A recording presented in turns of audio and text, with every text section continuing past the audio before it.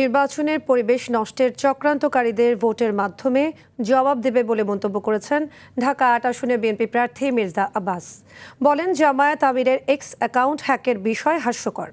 এদিকে রাজধানীর বিভিন্ন আসনে ভোটারদের মন জয়ে অবিরাম ছুটে চলেছেন প্রার্থীরা।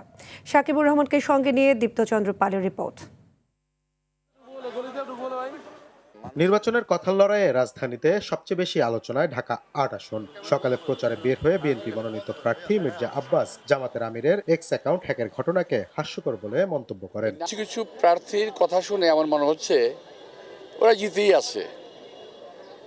এতে আমার সন্দেহ ঘনীভূত হচ্ছে যে ওরা নির্বাচনে একটা কারচুপি করার কিংবা এই ইলেকশন ইঞ্জিনিয়ারিং করার একটা চিন্তা ভাবনা তারা করতেছে। ঢাকার উত্তর কিংবা দক্ষিণ বসে নেই বিএনপির অন্যান্য প্রার্থীরাও। সকাল থেকেই কর্মী সমর্থক নিয়ে নিজেদের পক্ষে প্রচারণা চালান তারা। আমাদের দায়িত্বের জায়গা থেকে আমরা সর্বোচ্চ চেষ্টা করব যাতে আইন শৃঙ্খলা পরিস্থিতি আমাদের জায়গা থেকে যতটুকু দায়িত্ব পালন করার কথা সেটা আমরা করব, যাতে মানুষ নির্ভয় নির্বিঘ্নে উৎসাহ উদ্দীপনা নিয়ে ভোট কেন্দ্রে ভোট দিতে পারে। একটা জরিপ করে দেখেছি, ইনশাল্লাহ আমার পক্ষেই রায়টা আসবে।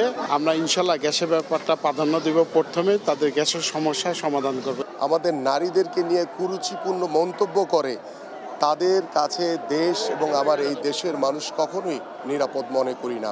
ঢাকা ১৫ আসনের জনগণ ভোটার তাদের নিজের এলাকার সন্তানকে, এলাকার ছেলেকে তারা নির্বাচিত করবে। বিএনপির প্রার্থীরা আচরণবিধি লঙ্ঘন করছে বলে অভিযোগ করেন জামায়াতের প্রার্থীরা। প্রচার সামগ্রীর ক্ষেত্রে আমার মনে হয় আমার প্রতিপক্ষ প্রার্থীর আচরণবিধি যে সীমা আছে, ব্যয়ের সীমা, সেটা অতিক্রম করে গেছে। বিভিন্ন জায়গায় টেলিফোনে আমার ভোটারদের থ্রেট করা হচ্ছে, বিভিন্ন জায়গাতে ক্যাম্পেইনে যখন যাচ্ছে সেখানে থ্রেট করা হচ্ছে। প্রচারণায় পিছিয়ে নেই স্বতন্ত্র প্রার্থীরাও। গতকাল আমরা কামরাঙ্গীর চরে সেটি উদ্বোধন করেছিলাম, সেটা ভয়ভীতি দেখিয়ে বন্ধ করে দেওয়া হয়েছে। আমরা নির্বাচন কমিশনকে জানিয়েছি, দেখি নির্বাচন কমিশন কি ব্যবস্থা নেয়। জয়ের বিষয়ে সব দলের প্রার্থীরা আশাবাদী হলেও ভোটের সুষ্ঠু পরিবেশ চান ভোটাররা। দীপ্তচন্দ্র পাল, RTV, ঢাকা।